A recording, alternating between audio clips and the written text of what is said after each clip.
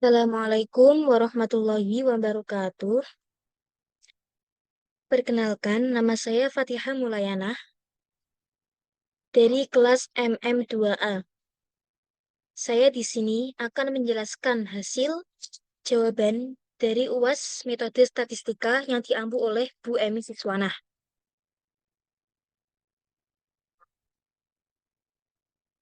Berikut ini soal dari UAS metode statistika. Ada 3 soal.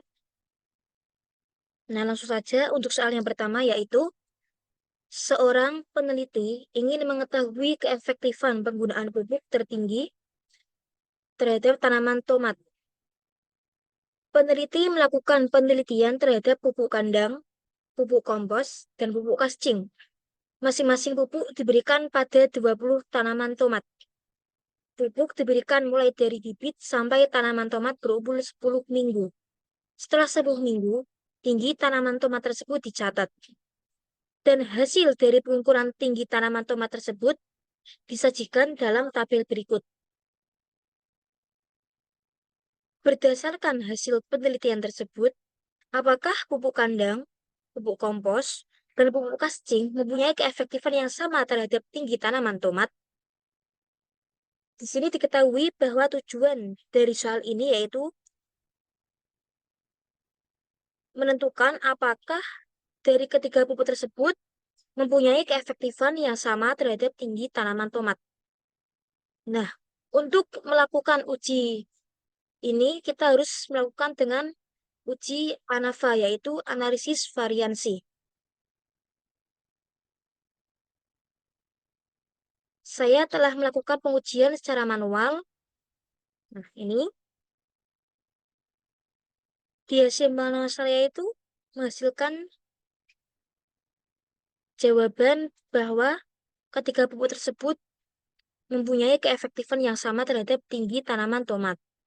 Namun, untuk lebih jelasnya, saya akan melakukan pembuktian dalam aplikasi SPSS.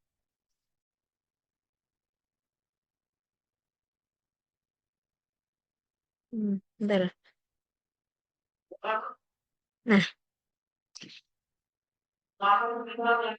Nah, sebelum kita menginput data ke dalam SPSS, alangkah lebih baiknya kita menyusun data tadi.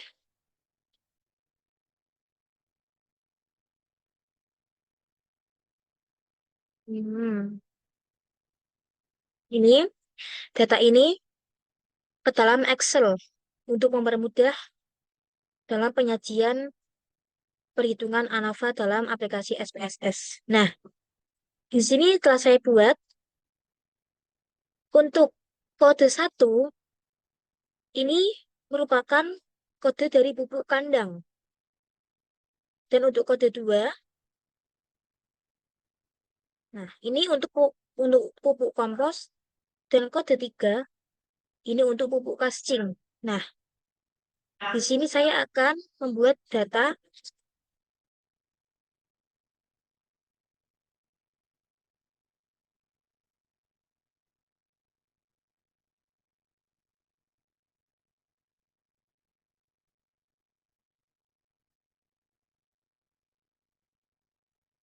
Kita akan masukkan datanya ke dalam SPSS. Nah, sudah masuk ya. Nih. Nah, sebelum kita lanjut ke perhitungan, kita ubah dulu untuk variabel pertama, kita ganti dengan kelompok. Dan untuk variabel kedua, kita ganti dengan hasil. Dalam artian kelompok tersebut ini menunjukkan kelompok-kelompok pupuk 3 tadi. Nah, di sini kita ganti dengan nama pupuk tadi. Tadi kan kode pertama untuk pupuk kandang ya. Pupuk kandang kita tambahkan. Untuk nomor 2, untuk pupuk kompos. Dan kode 3 untuk pupuk kascing. Nah, lalu oke. Nah, kita masuk ke analyze, lalu ke deskripsi, deskriptif statistik, dan ke explore. Nah, akan layarnya akan menampilkan hasil seperti ini. Untuk kelompok, variabel kelompok kita masukkan ke dalam faktor list, dan variabel hasil kita masukkan ke dalam dependent list. Nah, kita masuk ke analyze, lalu ke deskripsi, deskriptif statistik, dan ke explore. Nah, akan layarnya akan menampilkan hasil seperti ini. Untuk kelompok, variabel kelompok kita masukkan ke dalam faktor list, dan variabel hasil kita masukkan ke dalam dependent list.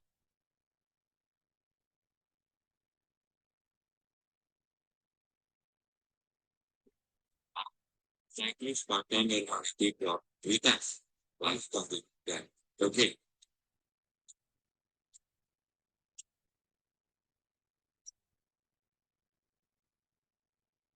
Setelah itu kita masuk ke plot,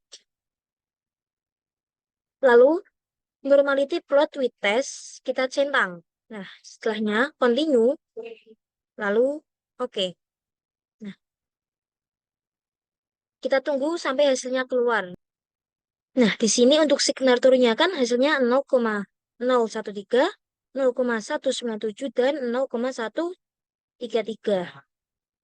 Nah, perlu diketahui bahwasanya jika nilai p-value atau signaturnya kurang dari 0,05, berarti data tersebut tidak berdistribusi normal. Namun, di sini kita telah tersajikan bahwa nilai dari ketiga signaturnya ini lebih dari 0,05. Dalam artian, data tersebut. Nah, untuk melakukan pengujian selanjutnya, kita masuk ke analyze, lalu ke compare mean, dan kita pilih yang one way ANOVA. Setelah itu, untuk kelompok, kita masukkan ke faktor, dan untuk hasil, kita masukkan ke dependent. Nah, untuk melakukan pengujian selanjutnya, kita masuk ke analyze, lalu ke compare mean, dan kita pilih yang one way ANOVA. Setelah itu, untuk kelompok, kita masukkan ke faktor, dan untuk hasil, kita masukkan ke dependent list.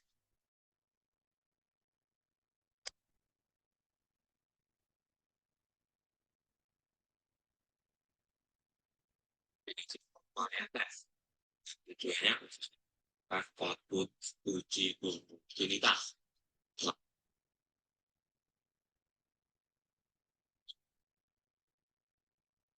Selanjutnya, kita masuk ke option. Nah, lalu kita checklist bagian homogeneity of variant test.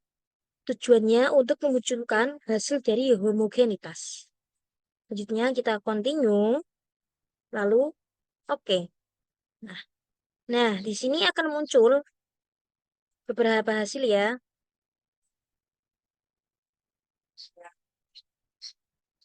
Nah, ini ada normal Q&Q plot of hasil dari berbagai pupuk. Nah, kita langsung saja ke hasil yang paling bawah. Nah, ini ya. Nah, di sini telah memunculkan hasil dari uji one way ANOVA-nya. Yang pertama, untuk hasil SSE-nya, SST ya, mohon maaf, SST-nya itu 110,833. Untuk hasil SSE-nya, yaitu 1149,350. Dan untuk DF-nya itu, derajatnya, kita peroleh untuk yang ini itu 2. 2 itu berarti dari K dikurangi 1. Dan kita ketahui K-nya itu adalah 3. 3 dikurangi 1 berarti hasilnya 2. Dan untuk intinya, DF yang within groupnya itu kita menghasilkan angka 57 yang berasal dari N. Total semua N-nya itu kan ada 60.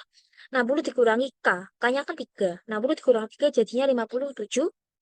Nah, dan untuk mean square Mass Square itu hasil dari MST-nya. Nah, MST-nya itu 55,417 dan MS-nya yaitu 20,164. Nah, hasilnya, hasil dari F-nya itu, F diperoleh dari MST dibagi MSE, hasilnya itu 2,748. Nah, dengan kata lain, kita mendapatkan signaturnya itu 0,073. Dari hasil tersebut, perlu diketahui bahwasannya, jika hasil signaturnya lebih dari 0,05, berarti data tersebut sudah data yang seimbang. Nah, kita masuk, kita cek dengan hasil perhitungan manual saya. Ini ya.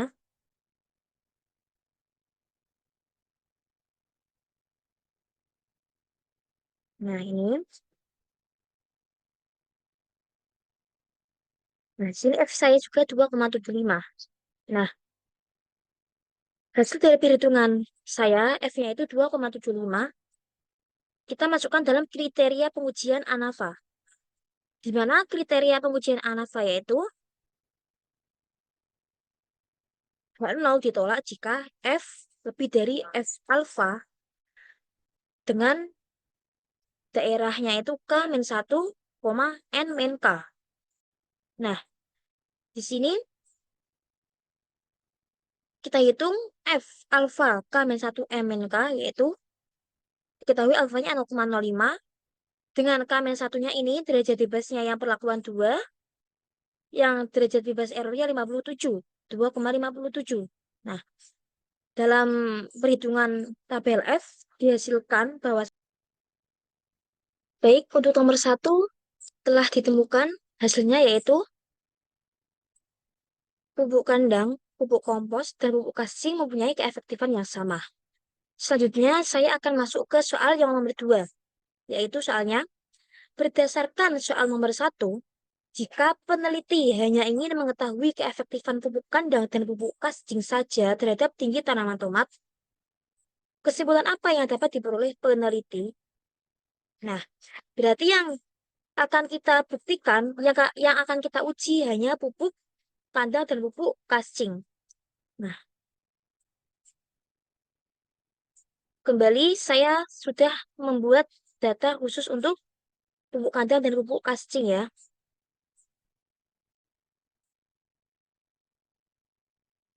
Hmm.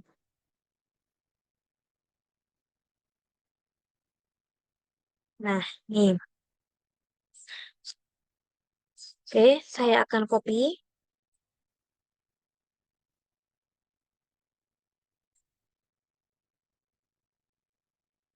Kita masuk kembali ke SPSS.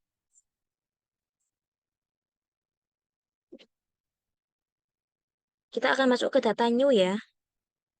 Nah, lalu kita pastekan data tersebut.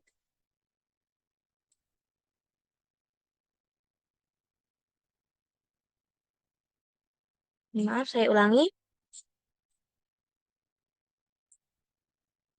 Ini copy.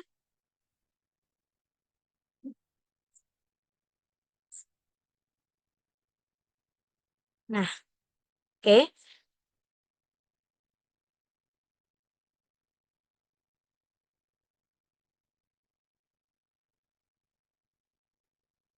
Nah, sudah ya.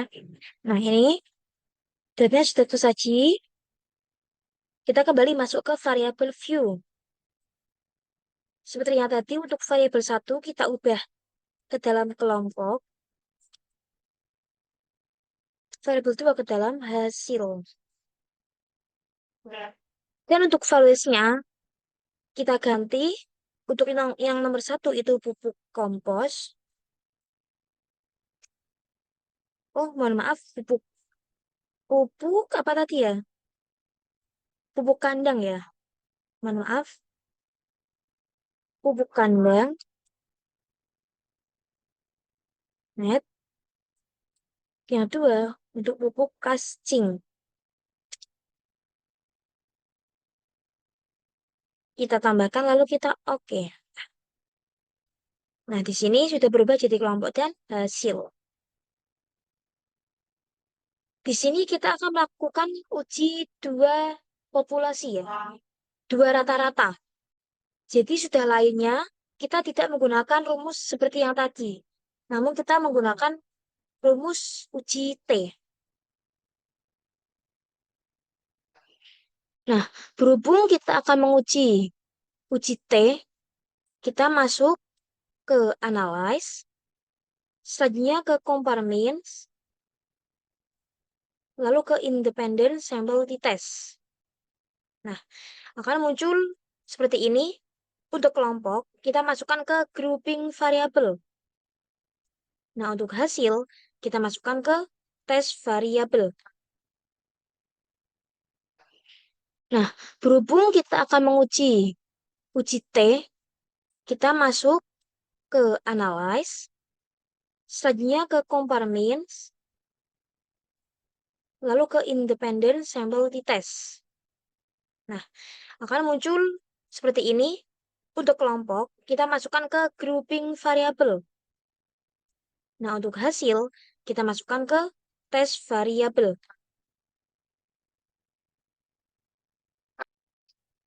Lalu, klik OK. Nah, sudah. Ini sudah keluar ya hasilnya, yaitu nih. Untuk hasil dari pupuk kandangnya, itu jumlah sampelnya itu ada 20, rata-ratanya 48,8, dan untuk pupuk castingnya, jumlah sampelnya yaitu 20, dan rata-ratanya 46,05. Nah, ini kita ketahui bahwa hasil dari uji T-nya itu 1,90. Nah, dari sini kita dapat simpulkan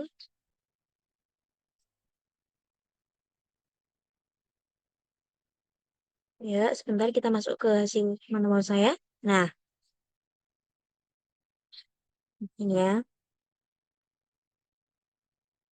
Kalau hasil manual saya itu hasilnya 1,87 ya. Kalau di SPSS itu tadi hasilnya berapa? 1,90. Nah, mungkin punya SPSS-nya yaitu dibulatkan ya. Agak beda sedikit. Nah, dari hasil tersebut kita melakukan kriteria pengujian. Untuk pengujian uji T, dua populasi tersebut, itu kriteria pengujiannya yaitu H0 diterima jika negatif T 1 min 0,5 alfa kurang dari T kurang dari T 1 min 0,5 alfa dengan daerahnya N1/N2 dikurangi 2. Nah, saya sudah menghitung hasil dari T1 dikurangi 0,5 alfa dengan daerah 38, yaitu hasilnya 2,02. Nah, jadi untuk data sebelah, untuk apa ini? Diagram ya, untuk grafiknya. Grafiknya sebelah kiri ini kita hasilkan negatif 2,02 dan yang kanan 2,02. Untuk daerah ini penolakan dan yang daerah sini itu penerimaan. Nah, dari hasil tersebut kita sudah menghasilkan bahwa uji T-nya itu yaitu 1,87.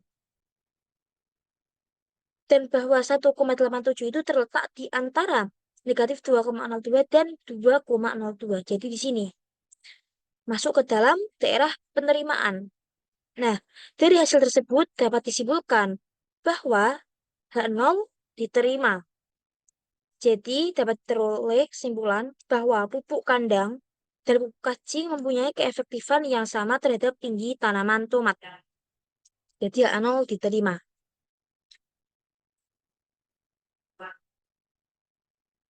Selanjutnya, kita masuk ke soal yang terakhir yaitu ini. Nah, soalnya yaitu seorang peneliti ingin meneliti hubungan antara motivasi kerja dan kepuasan kerja.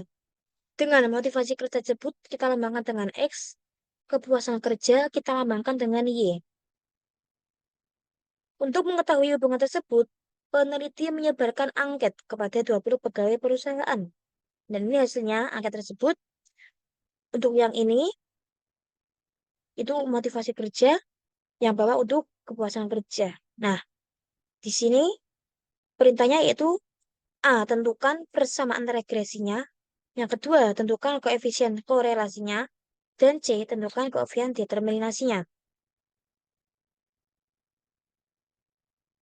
Nah, kita akan masuk ke SPSS lagi.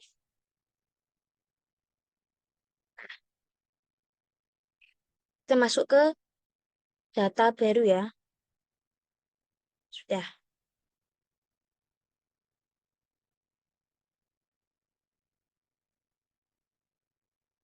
Ini kita hapus dulu ya, supaya hasilnya nanti tidak mencampur. Oke, sudah. Seperti yang tadi, saya sudah membuat datanya untuk data kepuasan kerjanya. Dan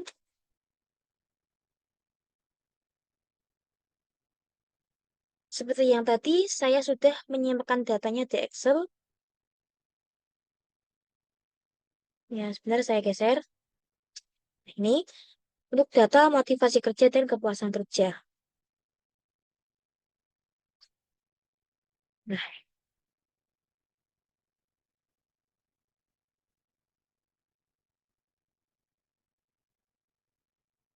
kita masuk. Nah, ini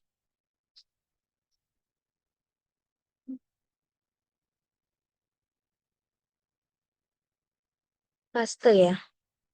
Sudah. Nah, untuk varian, nah kita masuk ke variable views. Untuk var 1, di sini ya. Var 1 untuk motivasi kerja dan var 2 untuk kepuasan kerja. Kita ganti ini untuk motivasi ya.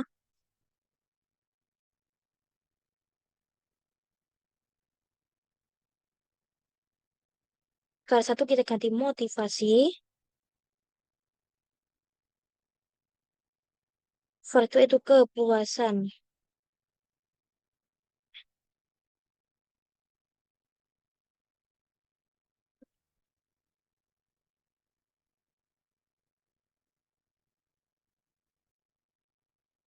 Selanjutnya untuk labelnya, di sini kita ganti X, dan yang ini kita ganti Y. Lalu untuk yang measure, kita ganti scale. Di sini juga scale. Oke. Kita kembali ke data view. Nah, ya. Sudah berubah. Yang variabel 1 ini motivasi, ya ini untuk kepuasan. Oke, selanjutnya, lalu klik Analyze. Karena kita akan menghitung regresi, kita klik ke Regression. Lalu, masuk ke Linear. Nah, akan muncul seperti ini. Dan yang motivasi kita masukkan ke Independent. Kepuasan kita masukkan ke Dependent. Lalu klik OK. Nah, akan muncul seperti ini ya, Regression. Nah, saya akan tunjukkan dulu hasil manual saya. Nah, ini.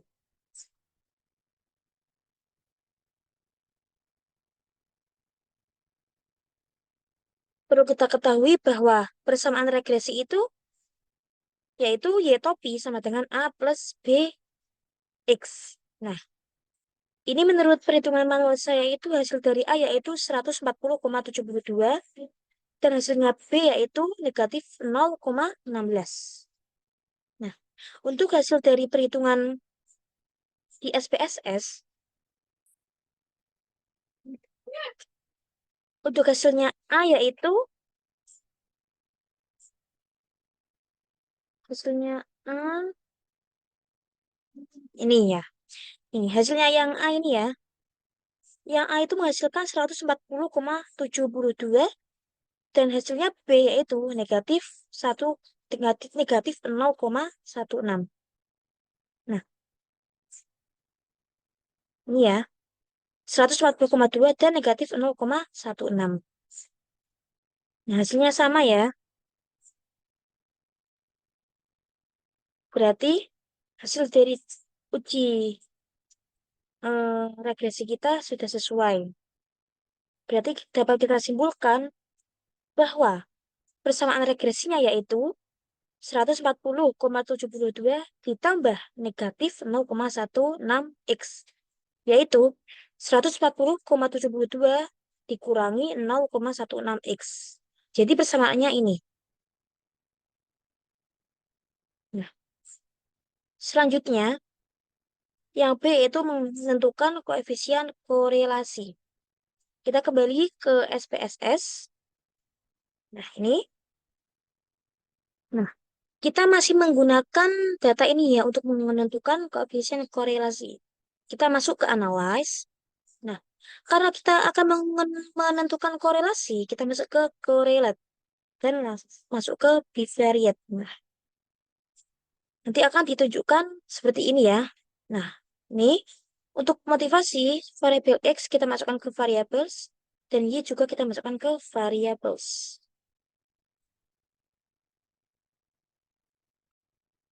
Continue. Oke.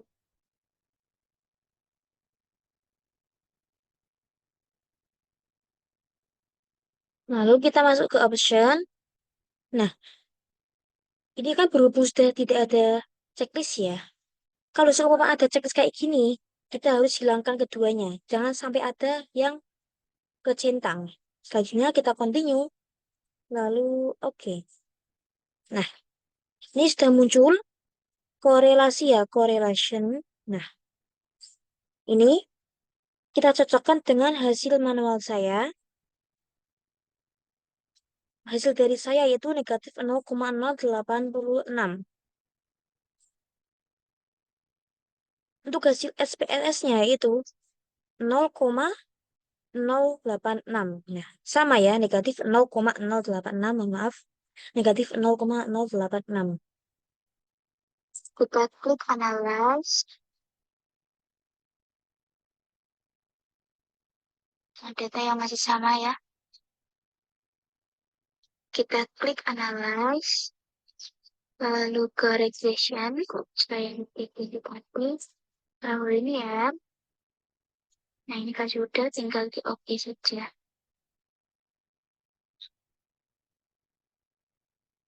Nah, selanjutnya kita akan menentukan koefisien determinasi. Perlu kita ketahui bahwasanya koefisien determinasi itu hasil dari perpangkatan koefisien korelasi. Nah, kalau dalam perhitungan manual saya itu hasilnya ini ya, 0,007396. Namun, jika dalam perhitungan SPSS, kita seperti ini ya. Masih dengan data yang tadi, kita buka ke analyze, lalu ke regression, lalu ke linear. Nah, seperti ini, langsung saja masuk ke oke. Nah, ini ya, sudah keluar. Nah, ini kita ke model, fokus ke model summary ya. Untuk hasil manual saya yaitu 0,007396. Yaitu 0, kalau dijadikan persen, tanpa ada 10 pangkat min satunya itu hasilnya 0,7396% gitu ya. Namun ini untuk mempermudah saja, saya kasih 10 pangkat min 1. Supaya persenannya itu tidak 0, gitu ya. Nah, dalam SPSS, kita menghasilkan 0,0007. Nah, ini hasilnya dari koefisien regresi ini 0,07 koefisien determinasinya ya. Jadi hasil dari koefisien determinasi dari data-data tersebut yaitu 0,07396%.